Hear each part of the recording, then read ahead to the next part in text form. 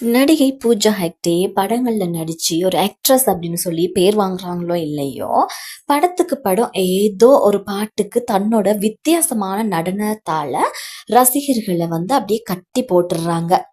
புட்ட பொம்மை, அரபிக்குத்து, கனிமா அப்படின்ற பாடல்கள்ல அவங்க வந்து ஆடி ரொம்பவே அசத்தியிருப்பாங்க. சமீபத்துல வெளியான கூலி திரைப்படத்துல மோனிகாவா மாறி ரசிகர்களை நடனத்துல அப்படியே கிறங்கடிச்சாங்கன்னு கூட சொல்லலாம்.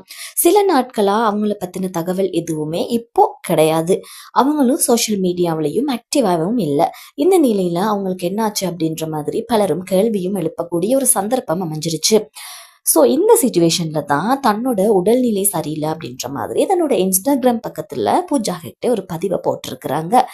அது கூடவே பால்கனியில ஒரு சோஃபாவில் உட்காந்து அவங்களோட செல்ல நாய்க்குட்டியோட குளிருக்கு இதமா ஒரு போர்வையும் போத்தினபடி வெளியே வேடிக்கை பார்த்து கொண்டிருக்கக்கூடிய தன்னோட புகைப்படத்தை பூஜா ஹெக்டே அதோட அட்டாச் பண்ணியிருக்கிறாங்க. இது இப்போ வைரலா போயிட்டு இருக்குது.